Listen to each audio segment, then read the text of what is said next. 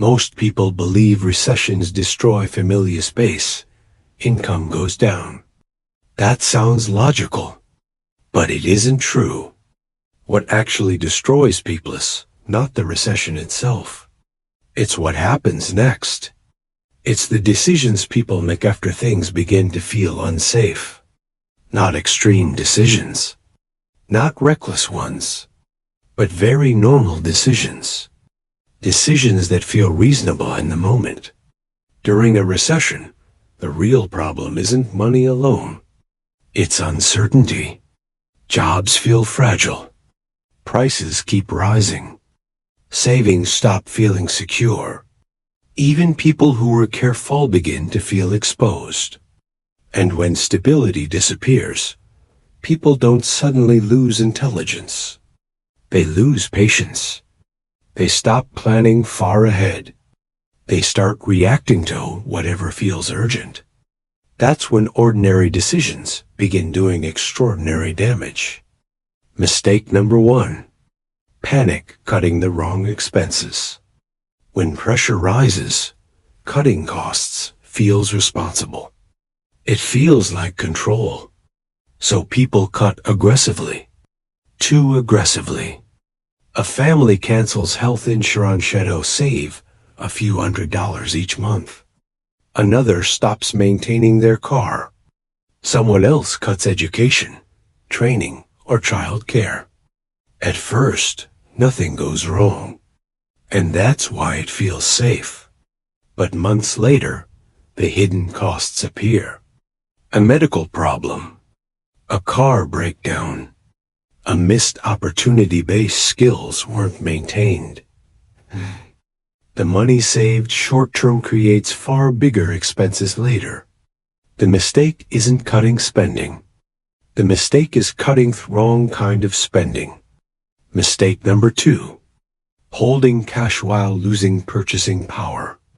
When fear increases, people cling to cash. Cash feels safe. Cash feels liquid. Cash feels controllable. But during inflationary recessions, cash quietly loses value every single month. Here's how it usually happens. Someone sells assets or pauses long-term plans just to keep cash available. They feel relief. They feel prepared. But a year later, rent is higher. Food costs more.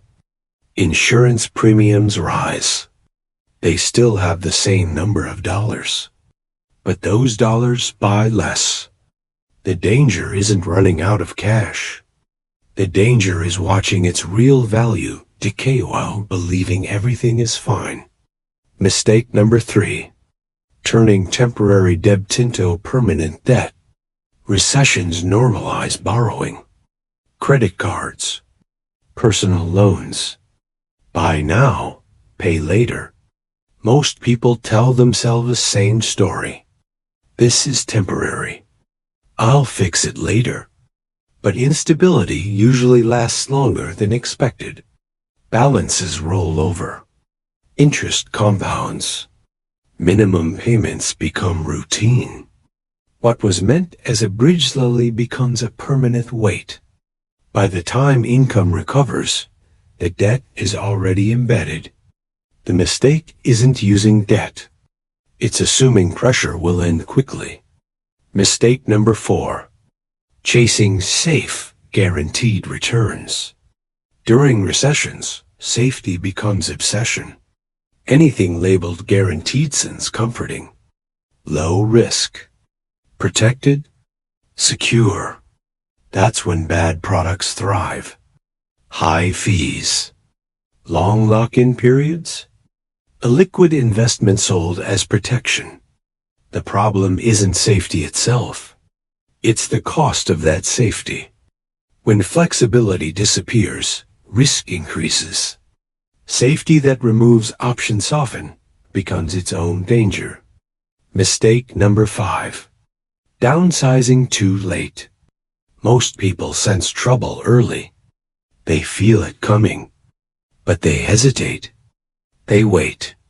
Not because they're reckless, But because downsizing feels like failure, they keep the same rent, the same lifestyle, the same commitments, until adjustment is forced. And forced decisions are always more expensive. The damage doesn't come from downsizing.